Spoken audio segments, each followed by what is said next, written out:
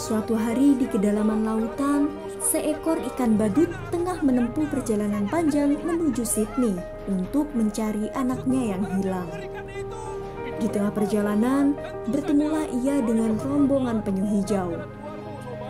Kawan satwa, pasti sangat familiar dengan cerita itu kan? Ya, Finding Nemo, film animasi garapan Pixar yang sangat sukses pada masanya.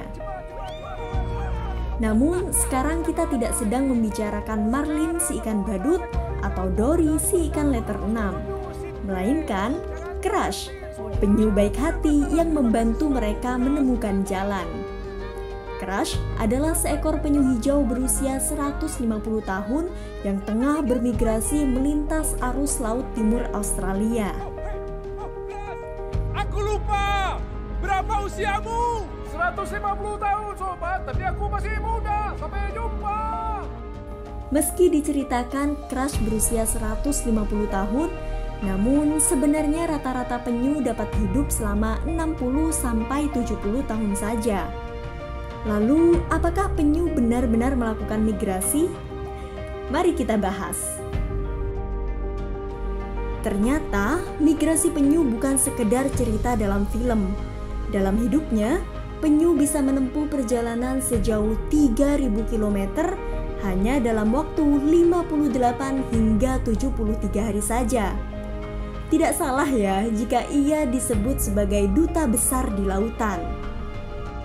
Mereka melakukan migrasi untuk mencari tempat dengan makanan melimpah sekaligus perairan yang lebih hangat.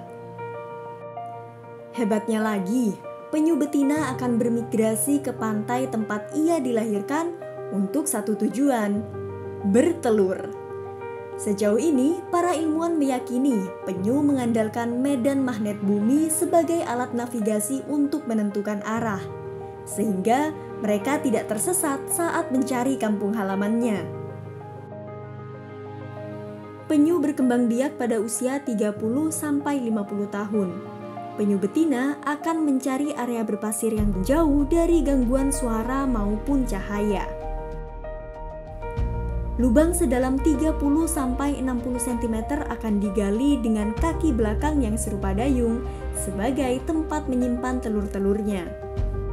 Dalam setiap kali bertelur, penyu betina dapat menghasilkan 80-120 butir telur. Proses bertelur ini bisa memakan waktu hingga 2 jam. Setelah bertelur, betina akan menutup kembali sarangnya lalu kembali ke lautan. Dalam waktu 45-60 hari, telur menetas. Para tukik keluar dari pasir pantai untuk berenang dan menyatu dengan lautan lepas. Penyu sebenarnya adalah satwa yang muncul sejak zaman Triasik, sekitar 220 juta tahun lalu sebelum kemunculan dinosaurus. Hingga kini, terdapat 7 jenis penyu di dunia. Dari ke-7 jenis itu, 6 diantaranya dapat kita jumpai di perairan Indonesia. Keenamnya berada dalam status dilindungi.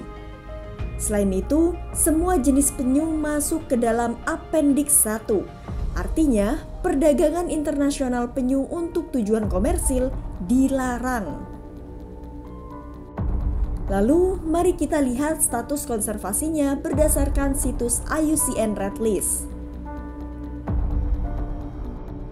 Meski telah dilindungi oleh aturan nasional maupun internasional, tidak berarti ia bebas dari ancaman.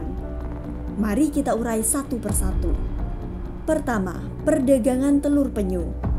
Diketahui, praktik jual beli telur penyu masih bisa ditemukan di daerah-daerah di Indonesia, seperti Kalimantan, Jawa Tengah, hingga Sulawesi Barat. Peneliti bilang, meski dalam sekali bertelur penyu dapat menghasilkan ratusan telur, tetapi hanya 1-3% saja yang dapat bertahan hidup sampai dewasa. Tidakkah keterlaluan jika manusia ikut campur memperkecil kemungkinan itu dengan mencuri lalu memperdagangkan telur-telurnya? Tapi tidak hanya telurnya, daging penyu juga menjadi incaran pedagang dan pembeli nakal. Sebab masih ada saja mitos di masyarakat yang mengatakan bahwa daging bahkan juga telurnya memiliki khasiat untuk kesehatan. Kedua, penyu untuk souvenir. Mungkin kalian tidak asing dengan pemandangan opsetan penyu yang menempel di dinding rumah. Atau juga mendengar bahwa karapas penyu seringkali dijadikan aksesoris seperti gelang atau liontin. Ketiga, jaring dan sampah plastik. Berdasarkan penelitian University of Exeter, Inggris, 1.000 ekor penyu mati setiap tahun karena sampah plastik. Survei yang mereka lakukan di seluruh dunia tempat penyu tinggal menunjukkan bahwa 91% penyu yang mereka temukan mati terjerat alat tangkap.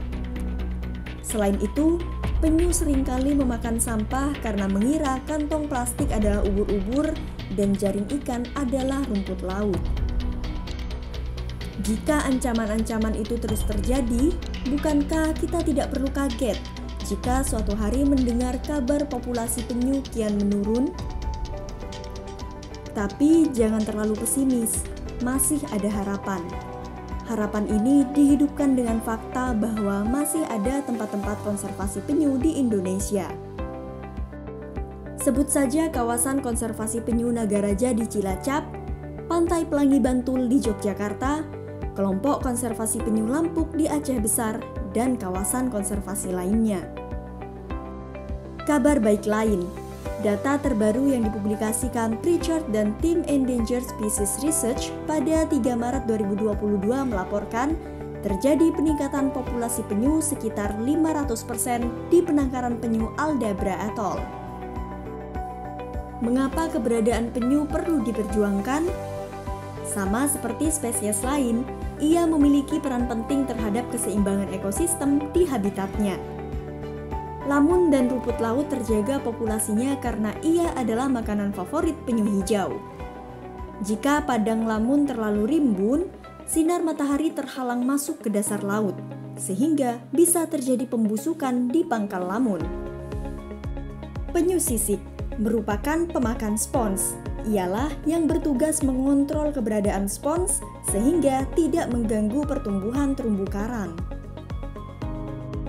Keberadaan penyu belimbing yang merupakan predator ubur-ubur tak mau kalah ambil peran. Jenis penyu terbesar yang juga pengembara terjauh dari semua jenis penyu ini mengendalikan populasi ubur-ubur agar tidak sampai membludak.